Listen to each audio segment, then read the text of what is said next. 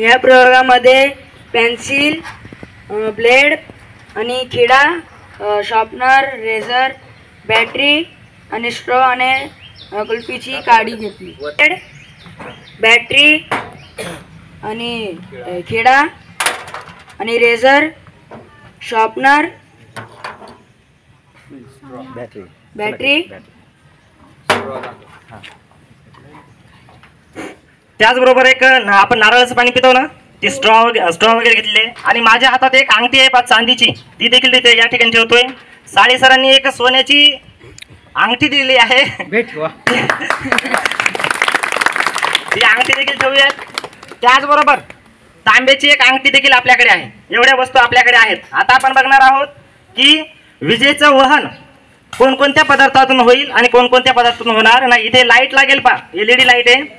जर लाईट लागला समजायचं ते मेटल आहेत, जर नाही लागला तर ते नॉन मेटल आहेत. ओके, आधी डायरेक्ट बॅटरी जोडून टाक. पहिल्यांदा बॅटरीमधून वीज चमकते का बघा, लागतो का लाईट, लागतोय. आता आपण काय करू, या बॅटरीच्या दोन्ही टोकाला आपण एक एक वस्तू आपण त्या ठिकाणी लावूयात. चालेल, ठीक आहे. पहिल्यांदा आपण काय घेऊयात, एक खिळा घेऊयात.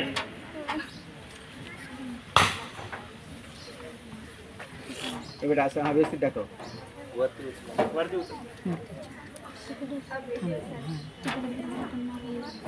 हा बघा, ते सर्किट जे आहे ते ज्या वस्तूने कंप्लीट जोडलं म्हणजे कंप्लीट होणार नाही, जोडलं की कंप्लीट होईल. कंप्लीट झालं, लागतोय.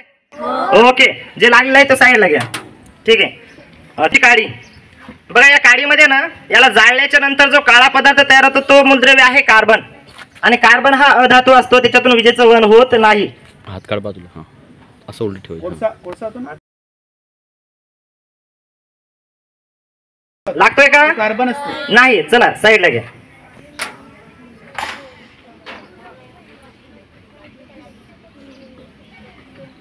लागतोय का, नाही. चला आता आपण काय करू, ते चांदीची अंगठी घेऊयात.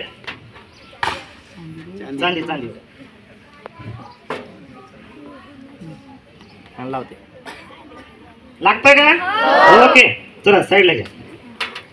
त्यानंतर खोटं बघ, लक्ष ठेवा बरं का, केव्हा लाईट लागला केव्हा नाही तुम्हाला सर विचारतील नंतर. लागतोय का, नाही. चला तांब्याची अंगठी घ्या.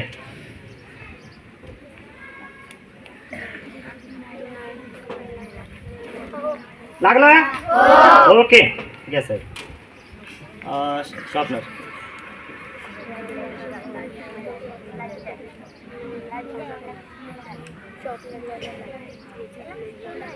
लागला का, नाही. चला ब्लेड लागून जाईल का. बघा, ते ब्लेड मध्ये काय असतं माहिती का, ब्लेड हे स्टेनलेस स्टील आहे, हे अलॉयज आहे, समिश्र आहे. याच्यामध्ये बऱ्याच मुद्रेचा वापर केलेला असतो पहा. निकेल, क्रोमियम, कार्बन, लोखंड असे बरेच मुद्रव्य असतात. तर लागतोय, लागतोय. ठीक आहे. साहेब सोनं घ्या. लागतोय, बरोबर लावा ना. हा लागला, ठीक आहे. चला आता पेन्सिल आपण बघूयात, पेन्सिल मधून लागते. आता पेन्सिलचं वैशिष्ट्य असं आहे, प्रयोगाचं खरं आकर्षण हेच आहे. पेन्सिलच्या वरचं आवरण जे आहे ते लाकडाचं असतं, वरती लावून ते आहे कार्बन, अधातू आहे. परंतु त्या पेन्सिल मध्ये जो भाग आहे ग्राफाईट, तो देखील नॉन मेटल आहे. त्याच्यातून विजेचं वहन व्हायला नाही पाहिजे, परंतु हा अपवाद आहे की काही अधातू मधून विजेचं वहन होतं. ग्राफाईट हा नॉन मेटल आहे, त्याच्यातून विजेचं वहन व्हायला नाही पाहिजे, परंतु हा अपवाद आहे. यामधून मात्र विजेचं वहन होतं. बाहेरचं आवरण देखील नॉन मेटलचं आहे आणि मधून जो भाग आहे ग्राफाईट तो देखील नॉन मेटल आहे, परंतु याच्यातून विजेचं वहन होतं.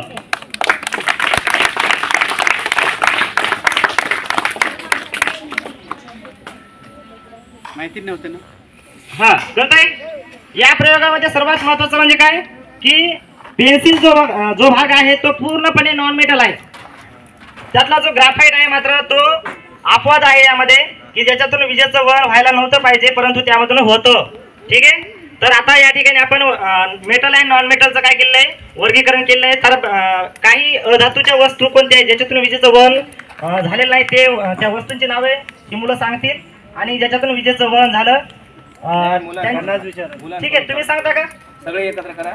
आणि एक चला. टाको. त्याच्यातनं वीज वाहते म्हणजे वीज जाते. त्याच्यातून विजेचं वहन झालं का? नाही. मग हे नॉन मेटल आहे का मेटल आहे? Non metal. ओके. नाही, दुर्वाहक उदाहरण. हा. सुवाहक आहे का दुर्वाहक आहे? दुर्वाहक म्हणजे ज्याच्यातनं वीज नाही लागत विजेचं वहन होतच त्याला नाही. दुर्वाहक म्हणतात. दुर्वाहक आहे ना? याच्यातून विजेचं वहन झालं का? तुमची गाडी आहे बाई. सुवाहक आहे की दुर्वाहक आहे? दुर्वाहक. अंगठी, चांदी. चांदी, सुवाहक. विजेचं वहन झालं? ओके. खिळा, काय म्हणतो? सुवाहक. लोखंड, आयर्न. ओके. हिरा हा वस्तू येते. स्ट्रॉ, कशाची दुर्वाहक. तयार झाली ती? कशापासून तयार झाली बरी? प्लास्टिक पासून. ओके. सर्वांनी बोलत जा रे. हे काय? Lead. हे alloys आहे पहा. बऱ्याच मुद्रेपासून बनलेलं असतं. ठीक आहे. सुवाहक आहे की दुर्वाहक आहे? सुवाहक.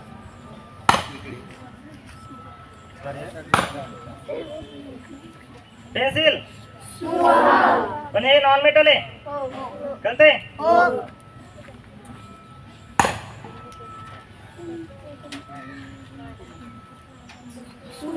तांब्याची अंगठी, सुवाहक. काय आहे? शॉर्पनर. विजेचं वहन झालं का? नाही. दुर्वाहक की सुवाहक आहे? कोणत्या पदार्थाचं बनलेलं आहे शॉर्पनर आहे? प्लास्टिक. ओके. अंगठी कोणाची आहे? विजेचं सुवाहक आहे की दुर्वाहक आहे? सुवाहक आहे. ठीक आहे. तर विद्यार्थी मित्रांनो, अशा प्रकारे आपण या ठिकाणी विजेचे सुवाहक आणि दुर्वाहक हा प्रयोग या ठिकाणी बघितलेला आहे.